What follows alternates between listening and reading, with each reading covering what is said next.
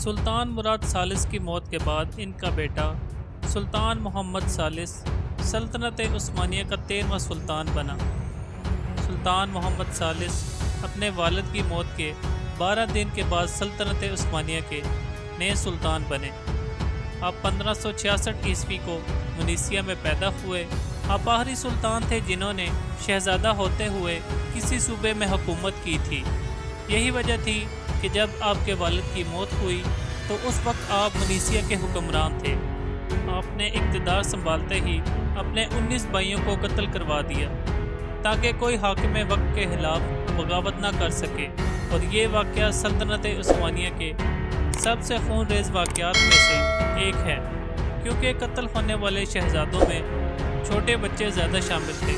جب آپ نے اقتدار سنبھالا تو اس وقت عثمانی فوج کی ہنگری اور آسٹریا کے ساتھ جنگ جاری تھی، جس میں عثمانیوں کو شکست کا سامنا کرنا پڑا اور بہت سے علاقے نصرانیوں کے قبضے میں چلے گئے۔ ان شکستوں کے بعد عثمانی فوج کے حوصلے پست تھے، لہٰذا وقت کی ضرورت تھی کہ سلطان خود فوج کی قیادت کرتے۔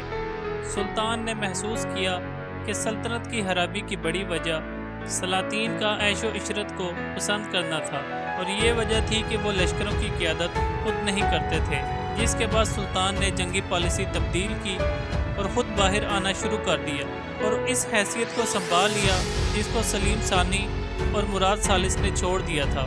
وہ خود لشکر کی قیادت کرنے لگے اور سلطنت کے تمام امور کو اپنے ہاتھ میں لے لیا، اور پھر تھوڑے ہی عرصے میں لوگوں نے دیکھا کہ سلطان خود لشکر کی قیادت ہاتھ میں لیے بلگراد کی طرف جا رہے ہیں۔ بلگراد سے سلطان جب میدان کی طرف روانہ ہوئے تو سلطان کے باہر نکلنے کی وجہ سے لشکر میں دینی حمیت اور عسکری غیرت جاگ اٹھی، جس کے بعد سلطان محمد خان نے ارلو الحسنہ کا قلعہ فتح کیا۔ یہ وہ قلعہ تھا جسے 1556 عیسوی میں سلطان سلیمان بھی فتح نہ کر سکا۔ اس کے بعد سلطان نے ہنگری اور آسٹریا کے لشکر کو بھی شکست دی جو اس قلعے کے نزدیک میں ٹھہرے ہوئے تھے۔ شیخ سعد الدین افندی جو سلطان محمد ثالث کے شیخ تھے، انہوں نے ہی اپنے مرید سلطان محمد خان کو مشورہ دیا کہ وہ فوج کی قیادت کریں۔ انہوں نے کہا تھا کہ سلطان میں آپ کے ساتھ چلوں گا تاکہ میں اپنے آپ کو ان گناہوں سے پاک کر سکوں جن گناہوں کے ساتھ جنگ کی راہ میں جاؤں گا۔ اور پھر ایک جنگ میں سلطان کے کچھ ساتھی سلطان کا ساتھ چھوڑ گئے اور قریب تھا کہ سلطان کو دشمن گرفتار کر لیتے۔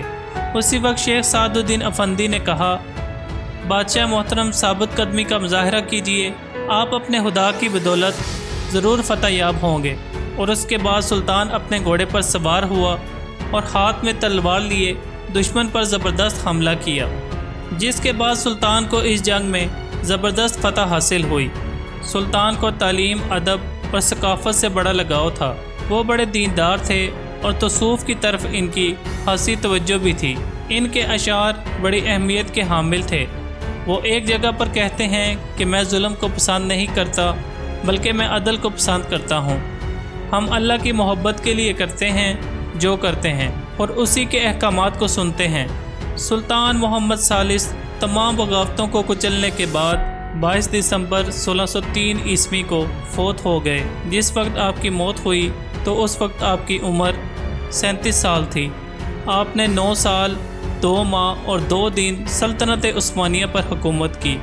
امید ہے سلطنت عثمانیہ کی تاریخ سے متعلق آج کی یہ ویڈیو آپ کو ضرور پسند آئی ہوگی۔ ملتے ہیں اگلی ویڈیو میں کسی نئے ٹاپک کے ساتھ، تب تک کے لیے مجھے دیجیے اجازت۔ اللہ حافظ۔